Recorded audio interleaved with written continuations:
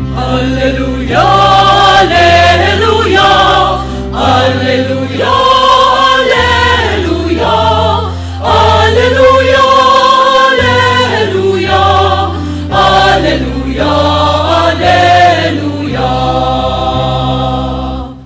Anak ng tao'y dumating upang sarili ihain, lingkod manunubos natin.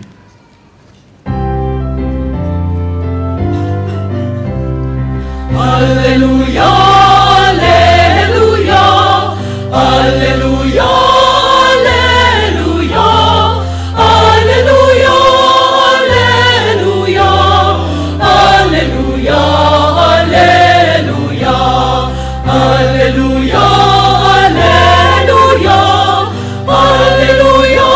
alleluia, alleluia, alleluia, alleluia. Alleluia, alleluia, alleluia,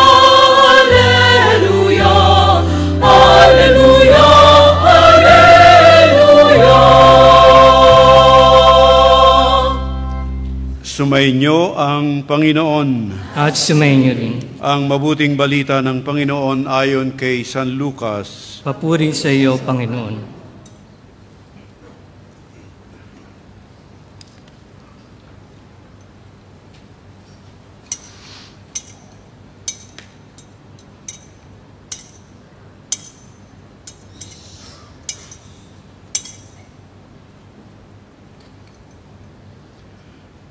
Nang nalalapit na ang panahong iakyat si Jesus sa langit, ipinasya niyang pumunta sa Jerusalem.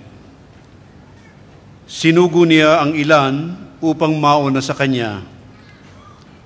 Humayo sila at pumasok sa isang nayon sa Samaria upang ipaghanda siya ng matutuluyan.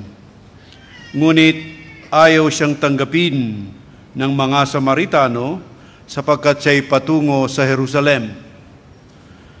Nang makita ito ni na Santiago at Juan ay kanilang sinabi, Panginoon, payag ba kayong magpababa kami ng apoy mula sa langit upang pugnawin sila? Ngunit bumaling siya at pinagsabihan sila, hindi ninyo alam kung anong uri ng espiritu ang sumasa inyo. Sabi niya, sapagkat naparito ang Anak ng Tao, hindi upang ipahamak ang mga tao, kundi upang iligtas sila. At nagtungo sila sa ibang nayon. Ang mabuting balita ng Panginoon. Pinupuri ka namin, Panginoong Hesukristo. Tayo po'y magsiupo.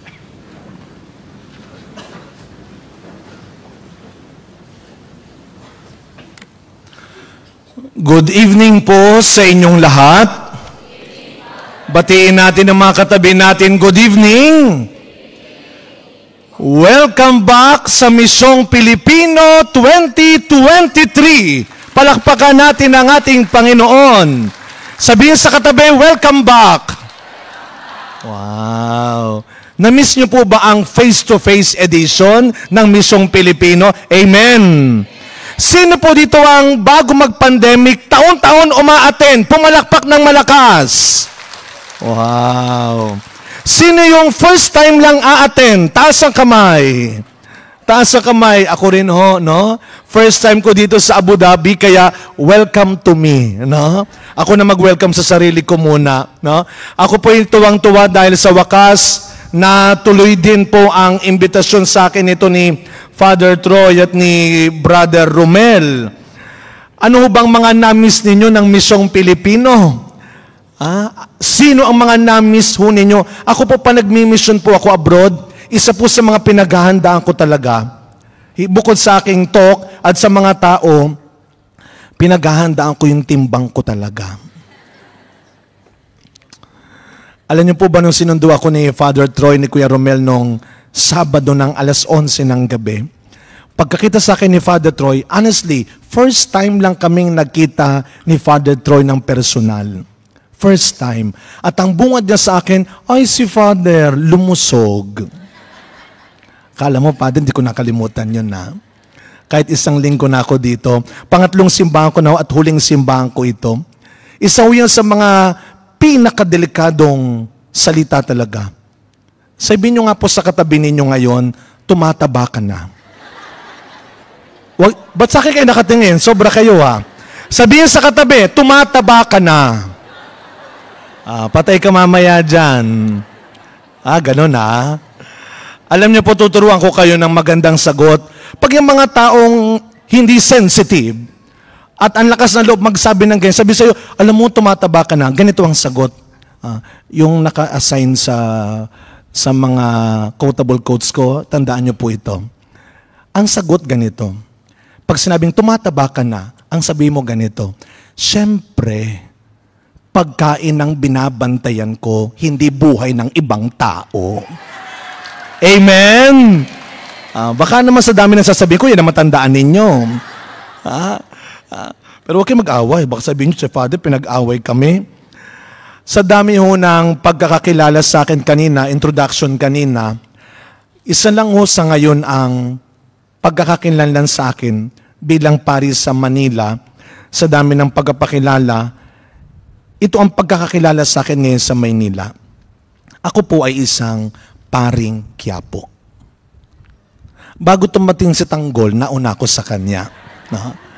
Wala pa si Tanggol, nandun na ho ako. Nauna ako ng ilang buwan sa kanya. Pag sinabi ho nating simbahan sa Pilipinas, simbahan sa Maynila, hindi pwedeng mawala ang Minor Basilica at ngayon ay National Shrine of Jesus the Nazarene.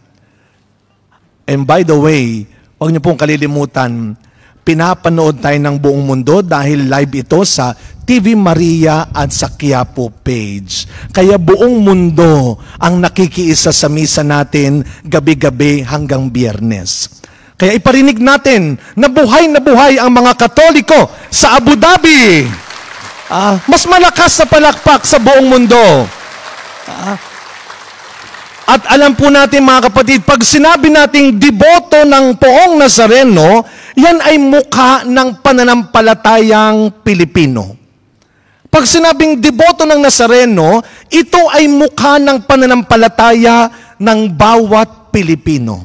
Noong nakaraang taon, ako po ang naatasang magdala ng donated na replika ng Nazareno sa Singapore, sa Yishun, Our Lady Star of the Sea. Sa Singapore, pag napunta ho kayo, nandoon. Yun ang parang Quiapo nila, ang Yishun. Nandun ang imahe ng Poong Nazareno. At nung dinala po namin yan doon, ang tanong ng mga lokal, bakit kayong mga Pilipino? Gustong-gusto nyo yan. Di ba nga kapag nagsisimba tayo, naghihingi tayo ng pag-asa, naghahanap tayo ng lakas. Tapos haharap ka sa imahe ng Poong Nazareno, duguan, sugatan, sinaktan. Anong pag-asa ang makukuha mo sa imaheng yan? Bakit tayong mga Pilipino relate much sa imahen ng Poong Nazareno? You know why? Pag tinignan ninyo ang imahe ng Poong Nazareno, parang buhay ng isang Pilipino. Duguan, sugatan, sinaktan, pero lumalaban. Amen? Yan ang pananampalatayang Pilipino. Ano nga ba ang isang debotong Pilipino? Kami po bilang mga pari, sa totoo lang ko para malaman ho ninyo, kami mga pari, lalo na po ako, pag nagbimisa ako, sa Quiapo mataas ang altar, parang ganito rin, mataas din. Kaya kami mga pari, alam na ho namin ang mga paborito ninyong pinupwestuhan pa nagsisimba kayo. Ako po, lagi kong tinitignan, yung mga lagi nakapwesto doon. Yung iba nga sa inyo, parang nabili na yung titulo ng upuan no? Parang sila lang ang pwedeng maupo doon. Para pag naunahan mo, pag tinignan ka, tatayo ka na lang ng kusa at mahihiya ka. Minsan may tinanong ako, sabi ko, brother, bakit lagi dyan ka nakapwesto? Kaharap mo yung Blessed Sacrament, hindi may electric fan. Doon sa Quiapo, pag puno ho yan, lalo na pag Biyernes, nakikita ko talaga yung mga laging-lagi na lang nakatayo at yung mga laging nakaupo. Minsan nilapitan ko, sabi ko, brother, simba ka ng simba dito. Ang layo pa ng pinanggagalingan mo. Lagi ka naman nakatayo. Nakuha mo na ba? Hindi pa nga po, Father eh. Sabi ko, sister, lagi ka naman nasa likuran, nauunahan ka lagi. Pero simpa ka ng simba dito. Binigay na ba sa'yo? Hindi pa nga po, Father eh.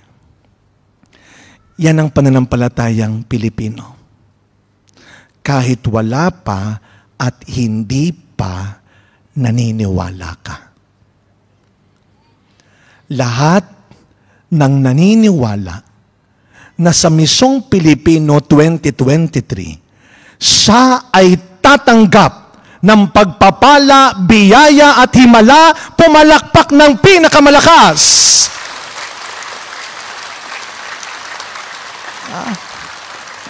Sabihin sa katabi, God bless you. Sabihin sa katabi nyo, kapatid, sana makuha mo ang pinagdarasal mo. Amen? At yan ang baon natin. Ganyan natin sisimulan ang misyong Pilipino. Aba, 3 taon nating na-miss ito.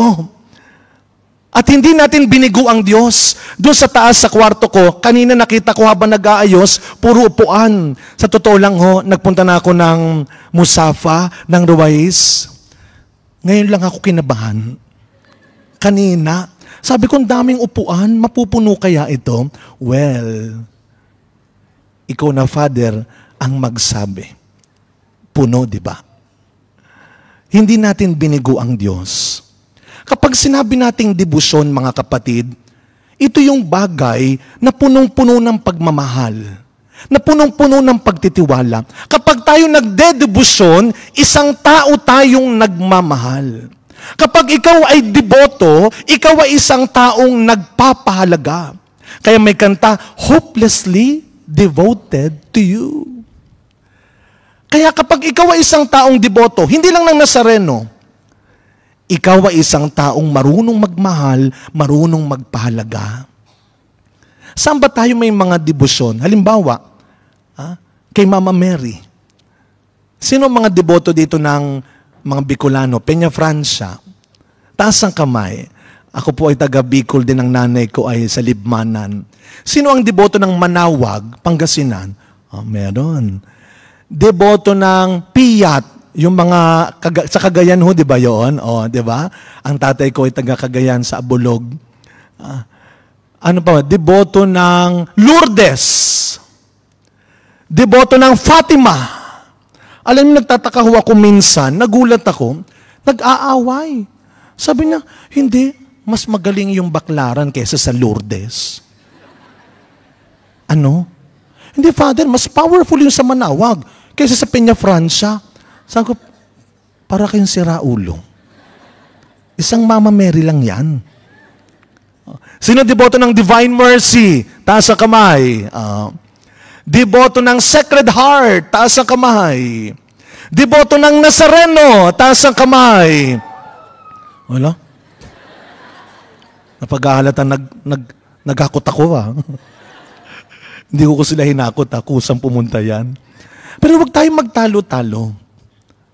Naalala ko nung sa dati kong parokya sa Mandaluyong, every first Saturday, meron kaming mass for the sick.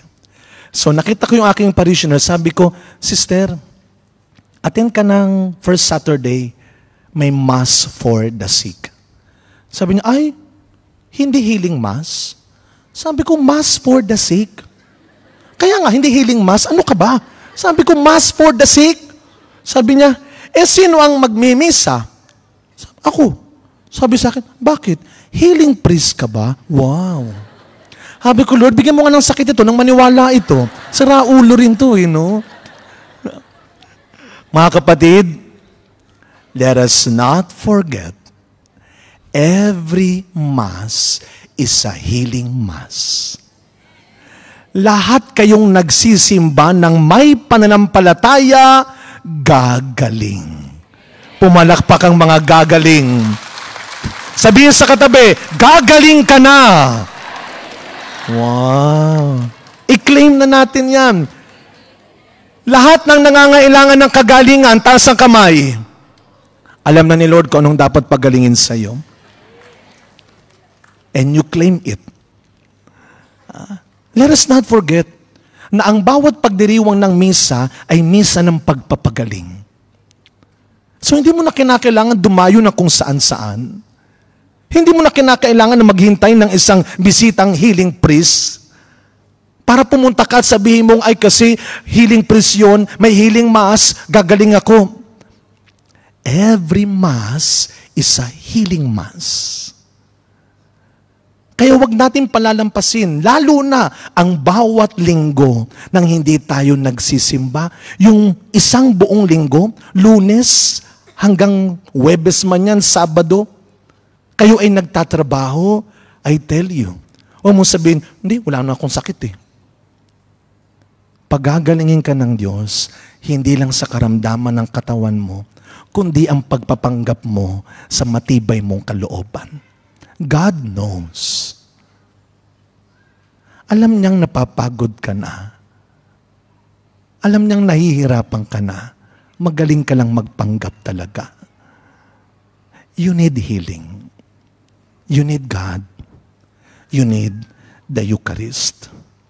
Kaya nga mga kapatid, huwag natin kalilimutan, ang misyong Pilipino, una higit sa lahat, ay isang karanasan ng pagdarasal. Huwag lang tayong pumunta rito kasi gusto mo mabuo taon-taon. Kasi kaibigan mo, inimbitahan ka. Kasi member ka ng isang ministry. Kasi ikaw ang may responsibility. No.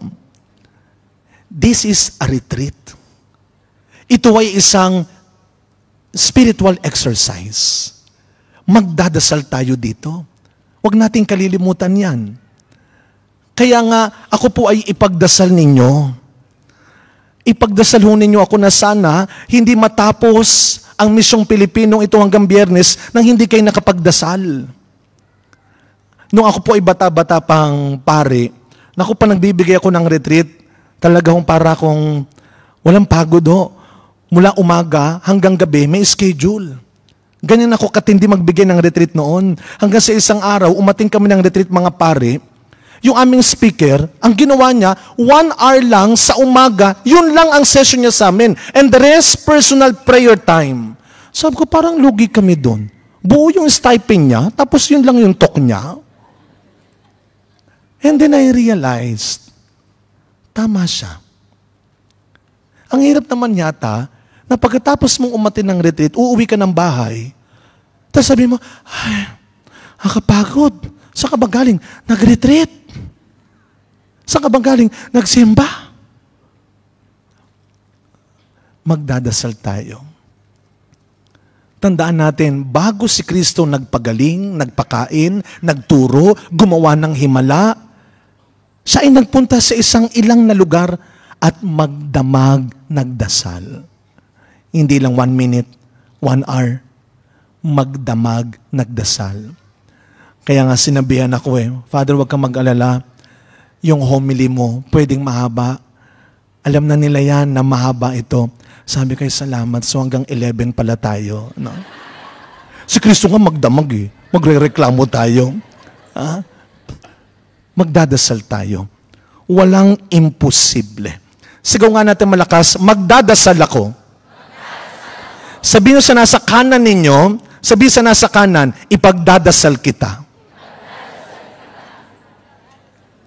Sabihin sa nasa kaliwa, magdasal ka. Parang iba yung pagkakasabi nyo, magdasal ka na. Bakit nauna yung magdadasal ako? Remember, you cannot give what you do not have. Hindi mo maibibigay ang isang bagay na wala ka. Lalo na pag tayo na lamang nagsisimba ka, na lamang nagsiserve ka sa simbahan, anong tingin ng ibang tao sa iyo? Ay, madasalin yan. Yun ang alam mo. At yun ang akala mo. Iba'y madasalin sa nagdadasal. Sana wag lang nila tayong tignan bilang madasalin kasi nakikita kang nagsisimba tuwing linggo. Kasi naka-uniforme kang pangsimbahan. Sana makilala ka nilang nagdadasal. More prayer, more power. No prayer, no power. Tandaan niyo po yan. More prayer, more power. Minsan po may binigyan akong panyo ng Nazareno. Ipinahid ko po doon sa original na kamay ng Nazareno. May binigyan akong isang parishioner. After ilang weeks, nagkita kami ulit. Sabi niya, Father Hans. Sabi ko, oh sister, good morning. Father, alam mo yung binigay mo sa aking panyo? Ibinigay ko sa kapatid ko. Sa isip-isip ko, wag kang hihingi ulit. Para may gustong sabihin eh. Sabi ko, talaga? Ano nangyari? Father, thank you. Cancer-free na siya. Cancer-free na siya. Tapos kayo po, napapansin ko po yan, sa Quiapo marami, kahit naman sa ang simbahan, bakit po ba kuminsan yung ilan sa inyo, pagtapos ng misa, pupuntahan yung pare, at sasabihin niyo sa aming mga pare, Father, i-bless mo ako, Father. Bless mo ako, Father. Hindi na kontento sa final blessing. Binasbasa na gusto mo may solo ka pa. Father, bless mo ako, Father. Doon sa Quiapo, ang dami yung tao. Kaya minsan po ang ginagawa ko, pag marami na, yung kamay ko, pinapatong ko na lang sa ulo para mabilis. Yung iba, gusto ko kunin yung kamay ko, ilalagay sa kung saan masakit. Minsan igaganyan, sandali lang. Saan mo lalagay yung kamay ko? Makukulong ako niyan. Father, masakit ang dibdib ko kasi. Sira ka. Ako makukulong sa gagawin mo. Sabi ko, pag nilagay ko sa bunbunan yan, hanggang talampakan na ang power niyan. So, may mga ganyan, may parishioner kami, laging ganyan, matanda na. Kaya nung isang umaga nakita ko, sister, halika na, i-bless kita. Ay, wag na. Bakit? Wag na. Bakit di ka na naniniwala sa prayer ko? Hindi, wag na nga po. Bakit? Sabi po nung doktor ko, okay na, wala na yung mga bukol ko. Salamat, Father. Mga kapatid, hindi po yung panyo, hindi yung kamay ko, kundi ang pananampalataya ninyo ang magpapagaling sa inyo. Alam ko po sa misyong Pilipinong ito, lahat tayo may kanya-kanya tayong baong intensyon. Kanina nga, binibigyan din ako ng papel Father, baka gusto magsulat. Prayer intention. Lahat tayo may prayer intention. Amen? Huwag kayong pupunta dito nang wala kayong maliwanag na prayer intention. Kasi yan ang hinihingi ng Diyos sa inyo. You just made God so happy now. God did not give up on you. Kaya ka nandito. Binabawi ka. Ibinabalik ka ng Diyos sa Kanya. Kaya samantalahin mo. Tell Him. Sabihin mo kahit gabi-gabi at ibibigay niya sa huling gabi. May mga intention tayo. At ito ang ating una at wag sanang makakalimutang intention. Lord, increase my faith.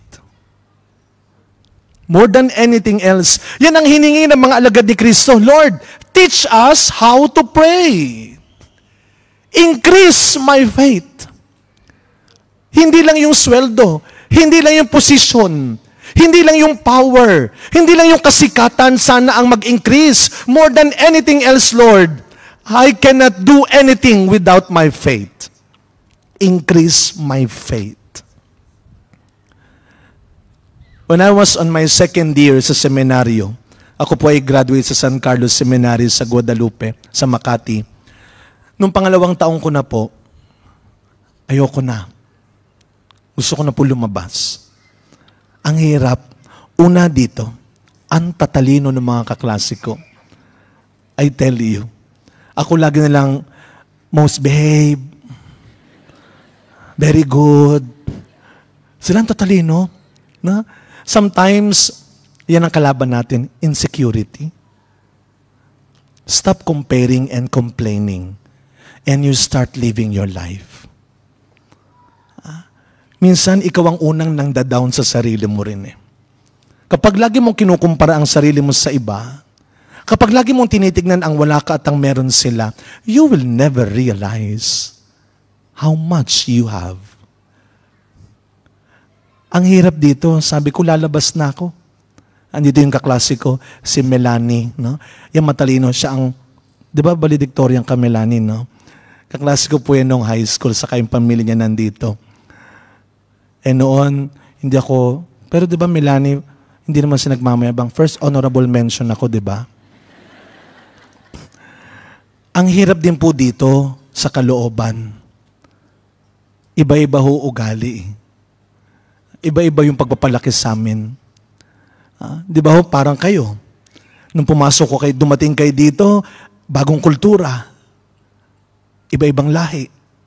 Sa simbahan, sa trabaho, makikisama ka. So, ang hirap dito. Gusto ko na hong lumabas. Minsan ganyan no? Yung hirap ng kasama mo. Meron kaming staff, sabi ko, ang dami mong ginagawa, kaya mo pa ba? Sabi niya, Father, yung trabaho ko, kayang-kaya ko pa. Pero yung mga katrabaho ko, konting-konti na lang talaga. No? Bigyan mo na ako ng mahirap na trabaho, wag lang mahirap katrabaho. Amen. Wag mo nang tignan ko nandito sa... So sabi ko, lalabas na ako. Ang hirap dito, at ang hirap po dito. Ako po ay pinag-aral. May mga sponsor ho, kaya ako nakatapos. Sabi ko nga po sa nanay ko nung una, kasi uso magpalaba sa seminaryo. Mas sige magpalaba, pero after 1 year, ako na lang maglalaba, ma. Tinuruan naman ako ng lola ko. Sabi niya, Toy, kulam mo sa gabi para lumambot yung dumi, sa madaling araw, dumulaban. Di kagaya dito, lalaki ng washing machine. Iniwan ko nga ngayon yung nilalabang ko So sabi ko, ma, lalabas na ako. Sabi niya, wag kang lalabas. Sabi ko, ma, nung papasok ako, ayaw mo. Ngayon lalabas na ako, ayaw mo pa rin. Ano ba talagang gusto mo? Wag kang lalabas. Sabi niya, kaya mo yan. Kaya mo yan. When was the last time that somebody said that to you? And who was the last person na hindi mo pinagdamutan ng salitang yan? Pwede ba pagandahin natin ang gabi ng mga kasama natin ngayon? Sabihin nyo nga po sa isa't isa, kaya mo yan. Kaya mo yan. Kasi may nakita ko parang pabagsak na no? Papikit na Konti na lang, patapos na po ako. Patapos na. Sandali lang. Kaya mo yan. Pero biro, anuman ang pinagdadaanan, pinaglalabanan mo, ang galing mong magpanggap, basta kaya mo yan. Sabi ng nanay ko, minsan hindi mo man maibigay yung hinihingi, yun man lang. Huwag mong ipagdamot sa mga kasama mo. Kaya mo yan. And then, yung pinakamahalagang payo ng isang magulang, magdasal ka. Mga magulang, give God to your children. Pag pinalaki nyo may kilalang Diyos at may takot sa Diyos sa mga anak nyo, wala kayong dapat ikatakot mawala o tumanda man kayo. Sabi ng nanay ko, magdasal ka. And then, binigyan niya ako ng isang frame, wooden frame. Alam ko kung saan niya binili yon, sa Papa Melroti. Ang ganda ho nung nakasulat that I would like to leave to you for our first night. Ang nakalagay doon, you are down, but you are not yet done. You are down. Uulitin ko po para doon sa nagre-record, no? Baka pagalitan Sabi, Father, down, saka ulitin mo, You are down, but you are not yet done. People can put you down. Your problems, your disappointments, your failures, your mistakes can put you down. This pandemic could have put us down kung hindi ka naniwala. Kung wala kang pananampalataya, baka wala ka na ngayon. But you are still here because you are not yet done. Alam nyo, Sa Quiapo, hindi ko naman pwedeng sabihin mga ganito pa English. Mas maganda yung Tagalog. Ibinagsak, pero hindi ka nawasak. Amen? Marami kang pagkakamali siguro. Kahinaan, kapintasan, kakulangan, at pwedeng maraming tao ang pwedeng magpabagsak sa'yo. They tried hard. Sinubukan at sinusubukan pa rin nila. Bakit ka nandito sa Misyong Pilipino? Hindi lang sa hindi ka panawasak, kung hindi ka magpapawasak. Hindi ka pa tapos. Inaayos ka pa ng Diyos. May plano pa ang Diyos. Let us bow our heads. Lord, not just your will, but here I am, believing, trusting your way. Amen.